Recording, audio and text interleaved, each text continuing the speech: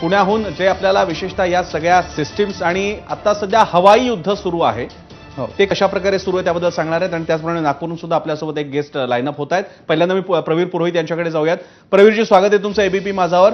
सगळ्यात आधी आपल्या S-400 सिस्टीम्स विरुद्ध पाकिस्तानमध्ये पण अशीच सिस्टीमची चीनकडनं त्यांना मिळालेली आहे आणि आपला परफॉर्मन्स याची तुलना आपण कशी कराल?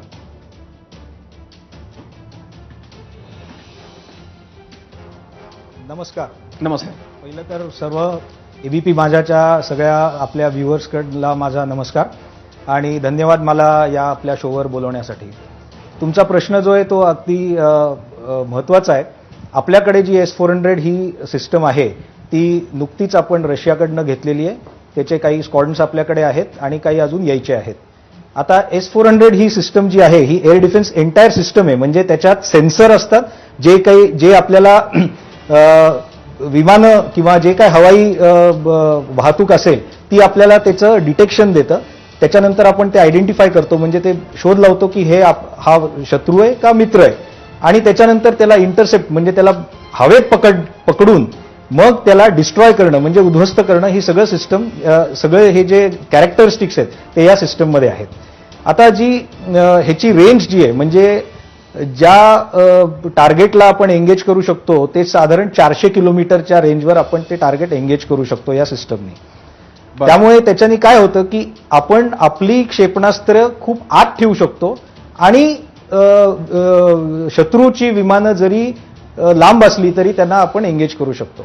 दुसरी गोष्ट म्हणजे पाकिस्तानकडे जी सिस्टम आहे ती बेसिकली रशियन S-300 या सिस्टमवर चीनी HQ-9 नावाची जी मिसाईल सिस्टम आहे ती आहे।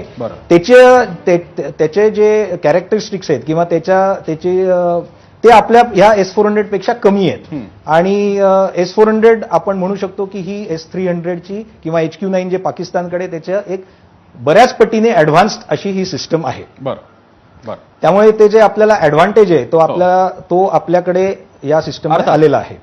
पुरोहित सर, तुम्ही आमच्यासोबत राहा। दरम्यान आपल्यासोबत आणखी एक पाहुणे आहेत, कॅप्टन अजित ओढेकर। अमोल। अजित सर, प्रश्न असा आहे की आत्ताच अपडेट हाती आली आहे की सीमेवरती ITBP, SRPF आणि BSFच्या सगळ्या जवानांना, सगळ्या स्पेशल स्क्वॉड्सना बोलवण्यात आलेलं आहे, त्या टीम्सना तिकडे बोलवण्यात आलंय। जरी स्थानिकांच्या सुरक्षेचा मुद्दा इकडे महत्वाचा असला तरी सध्या ज्या मुवमेंट्स आहेत लष्कराच्या त्या जर पाहायच्या झाला, तुमचा जो तजुर्बा आहे, वेअर वी आर हेडिंग नाव, आपण कुठे कोणत्या दिशेनं जातोय? खरं।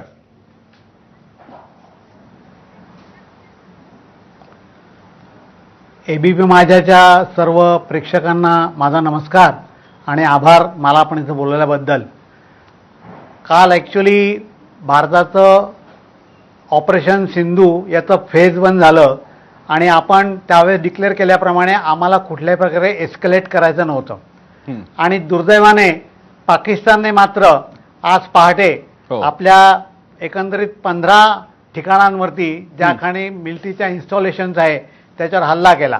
बघितलं तर आपण श्रीनगर असो, जम्मू, पठाणकोट, अमृतसर, कपूरथला, जालंधर, लुधियाना, आदमपूर, बठिंडा, चंदीगड, नाल, फलौदी, उत्तराली, भुज, म्हणजे LOCला लागून असलेली शहरं, तर चंदीगड सारखं भरपूर आतमध्ये असलेलं आर्मीचं इन्स्टॉलेशन, याच्यावर त्यांनी हल्ला करायचा प्रयत्न केला।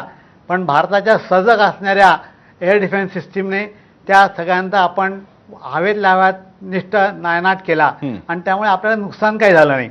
आणि त्याच्या विरोधामध्ये आपण त्यांच्यावरती एकंदर 6 ठिकाणी हल्ला करून त्यांची एअर डिफेन्स सिस्टीम सगळी मोडकळीला आणली, अशी आताची लेटेस्ट मी ऐकलेली बातमी आहे। आता या सर्व गोष्टी लक्षात घेतला तर असं लक्षात येत आहे की भारताला नाईलाजाने का होईना एस्कलेशन होऊन वॉर सदृश परिस्थिती निर्माण होती आहे। कारण पाकिस्तान सरळ ऐकणार नाही असा आमचा सगळ्यांचा कयास होताच, पण ते इतक्या लवकर तो या परिसरात वाटलं नव्हतं आणि म्हणून जर समजा वॉर जर सुरू झाली तर अंतर्गत सीमेवरती SRP असो, CRP असो आणि इतर सिव्हिल ज्या सिस्टीम्स आहेत त्यांना आपण डिप्लॉय करून सामान्य नागरिकांना संरक्षण करणं, संरक्षणाबद्दल त्यांना माहिती देणं, हे करायचं काम सुद्धा आपल्या सरकारचं आहे। ते अतिशय योग्य आणि त्या दृष्टीने अतिशय चांगलं पाऊल आहे। कारण याच्या पुढे काय होईल असा पुढचा प्रश्न बऱ्याच लोकांना पडतो। कारण आज भारताने स्वतः डिक्लेअर केल्याप्रमाणे आज आम्ही फक्त प्रत्युत्तर दिलेलं आहे आणि कशा करा दिलं की तुम्ही आमच्या 15 शहरांवरती हल्ला केला, मिलिटरी एस्टॅब्लिशमेंट तुम्ही हल्ला केला, त्याला लिमिटेड उत्तर म्हणून आम्ही तुमच्या ठिकाणचे 6 भागातले त्याचं महत्त्वाचे आहेत. लाहोर, सियालकोट, मुरिदके, कराची, रावळपिंडी, म्हणजे ज्या ठिकाणी पाकिस्तान सैनिकांचं आर्मी हेडक्वार्टर सारख्या इस्टॅब्लिशमेंट आहेत, लाहोरसारखं महत्त्वाचं शहर आहे, त्या ठिकाणी आपण त्यांच्या एअर डिफेन्स सिस्टीम पूर्णपणे नायनाट केला आणि त्याच्याकरता वापरलेले आपले जे ड्रोन्स वगैरे आहेत हो. त्यांनी अतिशय उत्कृष्ट अचूक काम केलेलं आहे की ज्याचा धसका पूर्ण पाकिस्तानने घेतलाय. त्याचं आपल्याला चित्र पाहायला मिळालं. त्यांच्या लोकसभेमध्ये त्यांचे खासदार लोकसभेत रडत होते हो. या विषयावरती हो. की हमको भगवान ही बचा सकता है. नक्कीच पाकिस्तानला आता भगवान सुद्धा वाचवणार नाही असं मला त्यांना सांगायचं आहे. बरं. खरंय. पुरोहित सर, प्रश्न असा आहे की गेल्या 2 दिवसांपासून आपण दोन्हीकडनं होणाऱ्या ज्या काही कारवाया बघतोय त्या हवाई दलाशी संबंधित आहेत. एअर स्ट्राईक्स असतील किंवा पाकिस्तानकडून जे काही हल्ले करण्याचा प्रयत्न झाला, त्यानंतर भारताने जे काही प्रत्युत्तर दिलं वगैरे वगैरे. यानंतर आता ज्यावेळी पाकिस्तानची एअर डिफेन्स सिस्टीम सुद्धा उद्ध्वस्त करण्यात आपल्याला यश आलेलं आहे, त्यावेळी आता जमिनीवरच्या युद्धावर किंवा जमिनीवरच्या सैनिकांचा वापर करण्याकडे कल असू शकतो का, आणि त्या दृष्टीने आता दोन्ही देशांची पुढची काय रणनीती असू शकते?